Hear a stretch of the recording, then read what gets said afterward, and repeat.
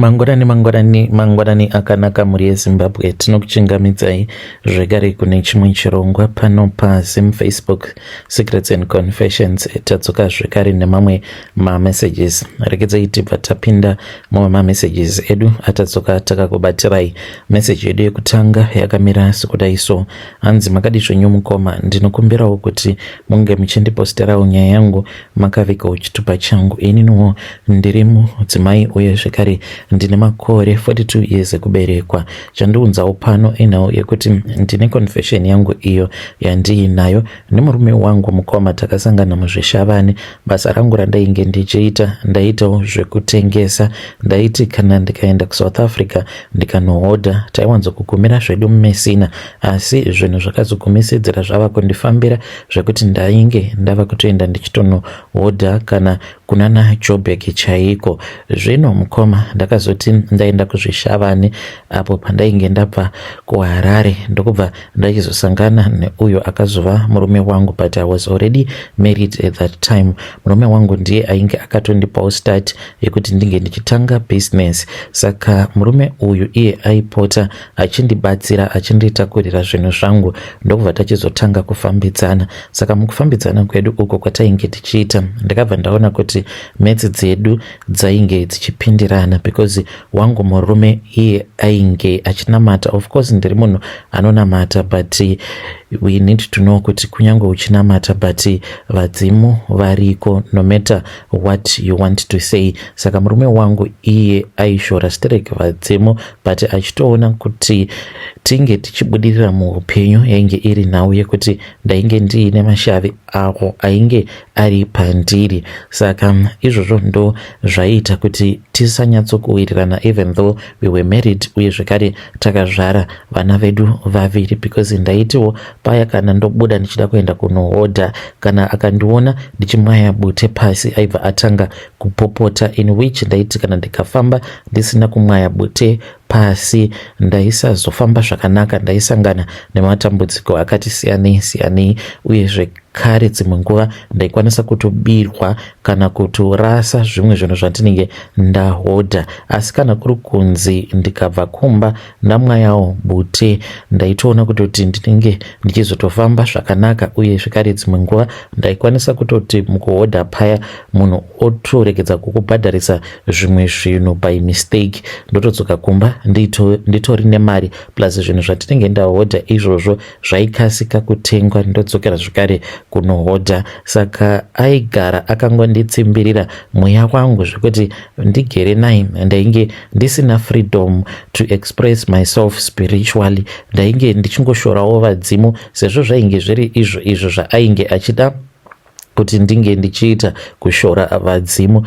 ndo zvainge zvichimufadza izvozvo. Zvino mukomanashi ndakazoti ndaenda kuzvishavane ndiine imwe friend yangu uyo anogara zvekare muno muzvishavane. Saka ndakati ndigere kumba kwake ndikabva ndachizotanga kutaura naye, akabva anditi zvinoti netsei because munenge makafanana nekuti muri mombe nedhongi rinenge rakaiswa pajoko rimwe chete, hazvingambofi zvakabuda. Iwe kana kuri kunzi unenge uri mombe unofanira kuti unge uchitsvakawo mombe imwe yekuti kana mukaiswa pajoko muri mose mukanzi pindai mumunda rimai, munofamba nendima zvakaenzana. Asi kana kuri kunzi iwe uri dhongi then wobva wachizoiswa pajoko nemombe hazvingambofi zvakapindirana. Saka ipapo mukoma ndo pandakatanga kufunga nezvazvo, ndikaona kuti hongu marriage yangu everything was okay. Imba tainge takavakawo muHarare, tainge tiine motikari yedu, murume wangu ainge achishanda as a civil servant, iniwo business rangu rainge richitofamba mune zvakanaka ende ndainge ndichitobata mari kwazvo, asi spiritual happiness ndiyo yandainge ndisina. Ndainge ndichita sekunge munhu agere mujeri, a spiritual prison, because ndainge ndichingogara ndakambunyikidzwa nemurume asingadi kuti ndinge ndichiitawo maachievements muupenyu hwangu. So ndopandakabva ndachizodecide kuti no, zviri nani kuti nemurume tinge tichiita separation, but kungoita separation handina kukwanisa. Mukoma ndakatanga ndatsvaka murume wekuti ndinge ndichizotanga ndafambidzana naye. Saka pavarume vose avo vandainge ndiine tarisiro yekuti ava pakati pavo ndipo panokwanisa kuzowana hwani uyo anokwanisa kuzondiroora.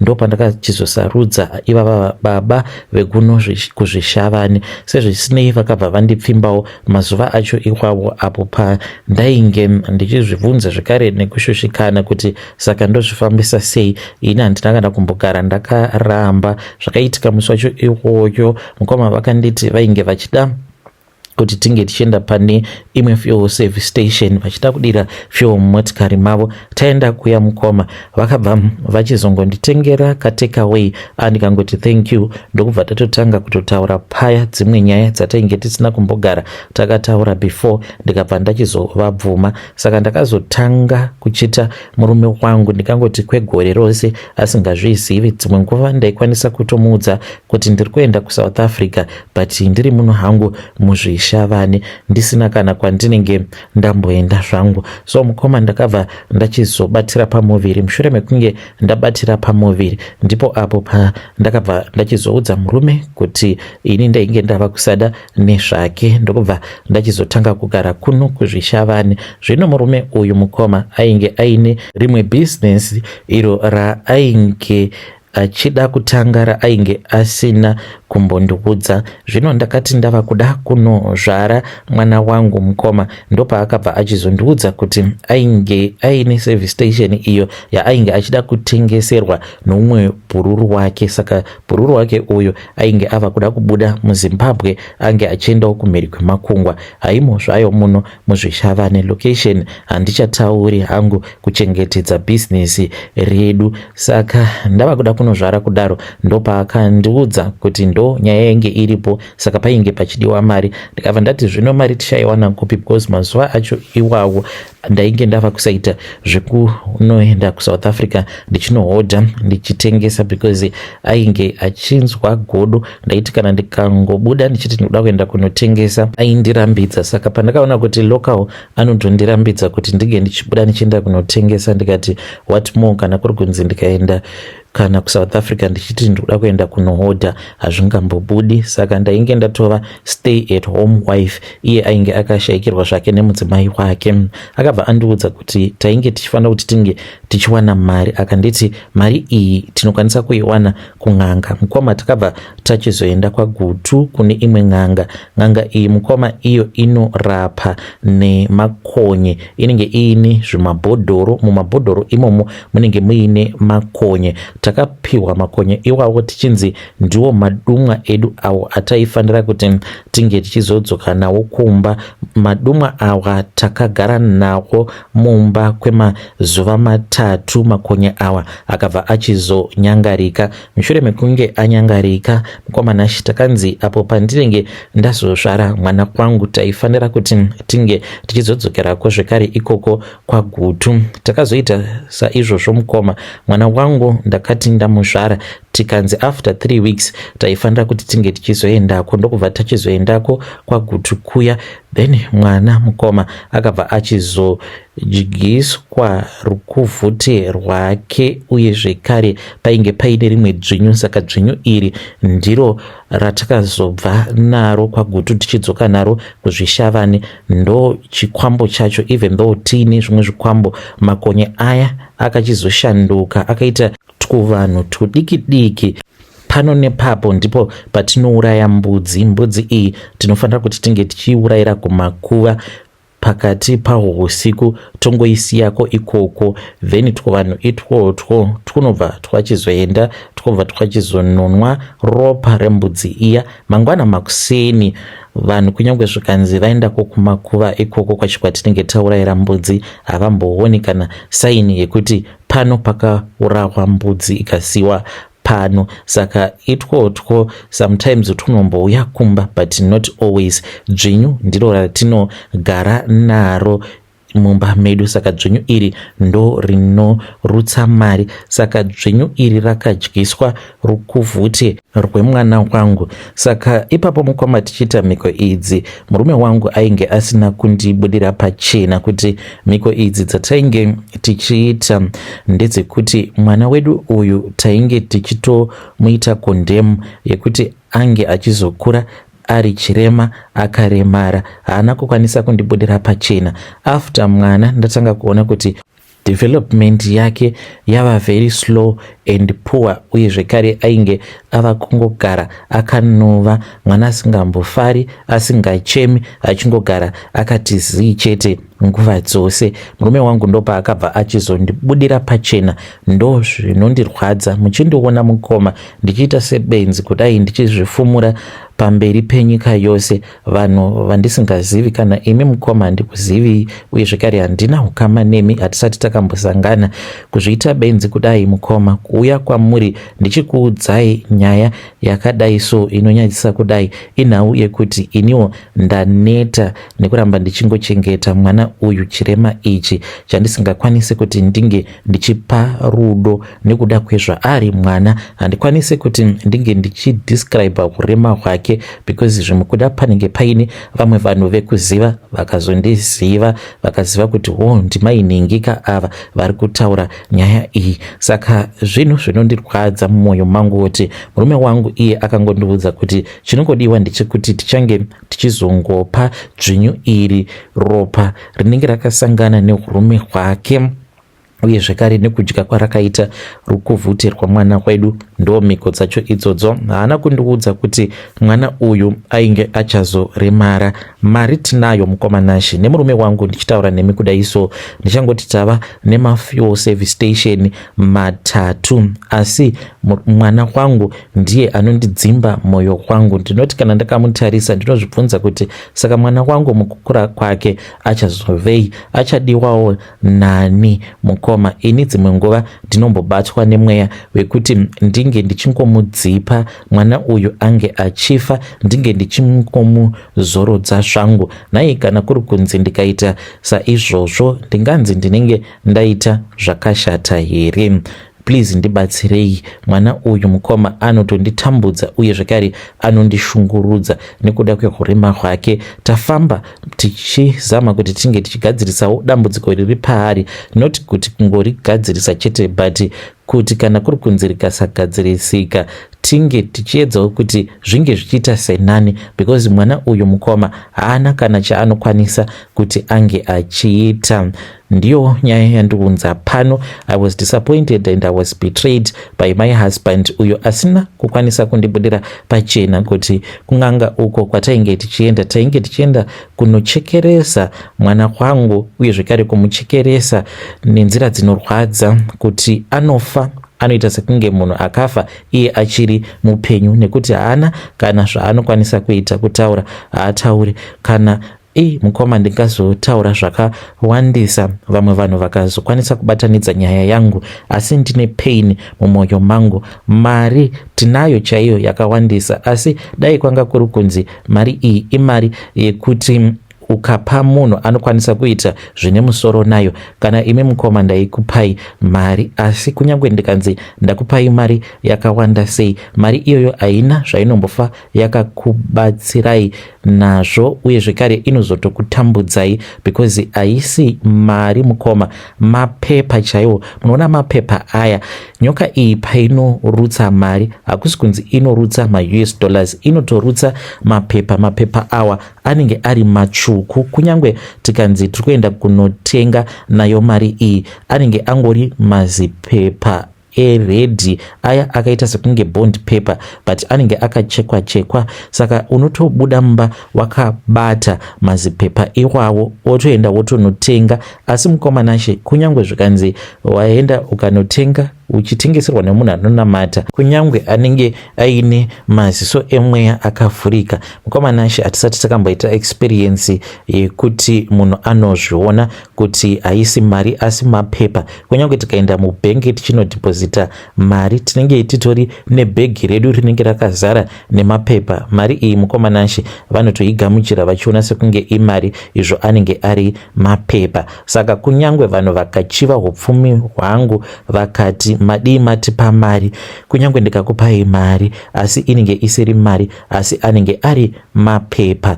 Dzinza rekwangu mukoma, vanhu vanotambudzika nekuda kwangu. Ndine imwe brother yangu uyo ari kunze kwenyika, ikoko kwaari mukoma nashe zvinhu zvake zvakangomira ende haana kana chaari kukwanisa kuita mukupenyu kwake. Saka ndakaudzwa kuti iye kuno kuZimbabwe achadzoka akatarisa mudenga, nekuti vanhu tikuya tukudiki twava kudawo ropa, twaneta nekuramba tuchingobayirwa mbudzi. Ndiyo nyaya yandiunza pano. Ndine pain mumwoyo mangu ende murume wangu ndine bitterness naye zvisingaiti nekuda kwezvose izvo zvaakati tinge tichiita akasandibudira pachena. Of course kuromba ndainge ndisina hangu problem, asi kuzoromba kwacho kwatakazoita ndainge ndisina tarisiro yekuti ndichazorwadzisa mwana wandakazvara kudai. So dai takangomuuraya zviri nani, zvimwe kuda angadai akazorora, mweya wake ungadai wakadzokera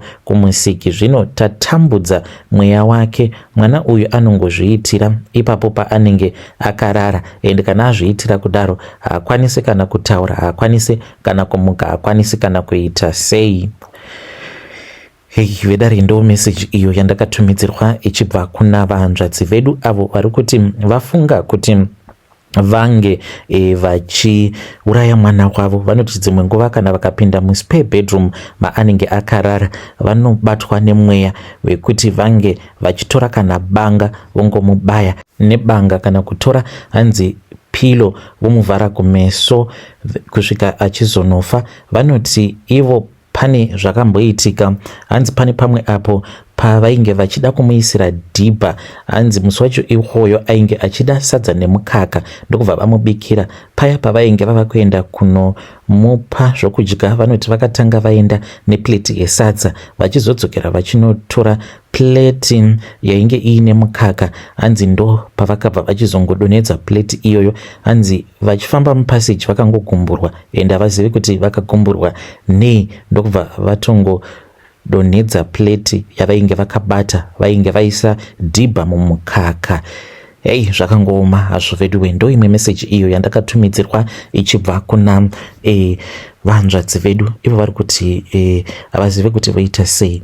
She was betrayed by her husband. Ringatitaurei navo mucomment section. Regedzei tibva taenda panyedu inotevera. Nyedu inotevera yakamira sekudai so. Hanzi makadi zvenyu mukoma, ndinokumbirawo kuti munge muchindiposterawo nyaya yangu makavika uchitupa changu. Ininiwo ndiri mudzimai mukoma, makore angu muchangonditi ndine makore 30 years kuberekwa. Vabereki vangu vakange vachinamatawo muchechi yeRoma. Takangokurirawo muchechi iyo yeRoma. So I knew kuti I had a calling. I knew what I wanted in life.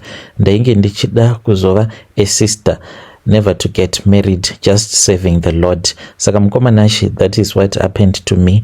Asi mukoma ndakazoti ndava ne22 years ndopa ndakatanga kuita zvekupinda mumabhawa zvekare nekunwa doro. Handizivi kuti zvakatanga sei, but I used to sneak out, ndotoenda ndotonotenga doro, ndotodzoka ndotonwa doro riya riya. Chinondinetsa mukoma ndechekuti ndatova nemakore zvinhu izvi ndichizviita, asi handisati kana ndakambobatwa. Ndinotoenda mukoma kubhawa ndichitonokechesa.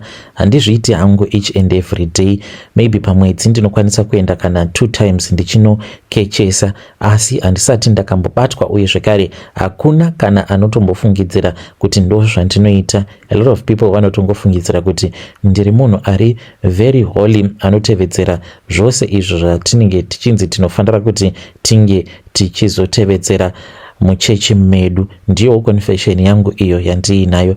No matter how hard I try mukoma, ini vanhurume ndinotovada, kunyange zvikanzi zvaita sei, vanhu ndinotovada vanhurume. Vedare ndo message iyo yandakatumidzirwa ichibva kuna vahanzvadzi vedu vari kuti ndo munzwawo, hanzi uri munyama yangu, no matter what she tries to do, hanzi ndo zvinoitika izvozvo. Vanongonzwa kuda vanhurume, ndokusaka vachienda mubhawa vachinokechesa. ivo vanoti dzimwe nguva anzi mamwe maclients avo vanozotogumisidzira vachitorara navo vakatopfeka uniform yavo yekuchechi yavanopfeka. Zvakangooma hazvo vedu we, pakaipa asi ngatitaurei navo mucomment section vahanzvadzi vedu. Ivo vari kuti zvimwe kuda vane spirit kana kuti dhimoni rigere pavari, nekuti vanopota vachinzwa vanhu vanenge vachitaura navo. Dzimwe nguva hanzi ndinomuka pakati peusiku, hanzi ndinoona vanhu vanenge vari murumu mandinenge ndakarara kana kuzongopatika vachitaura nevanhu. Vari kuti vanenge vaine vanhu vavanenge vachitaura navo, vongokaruka vatovhunduka votoona kutoti vanenge vakagara kana panze vaine vanhu vavanenge vachitaura navo. Vanhu ava vanobva vanyangarika. Strange things indeed they do happen in this world.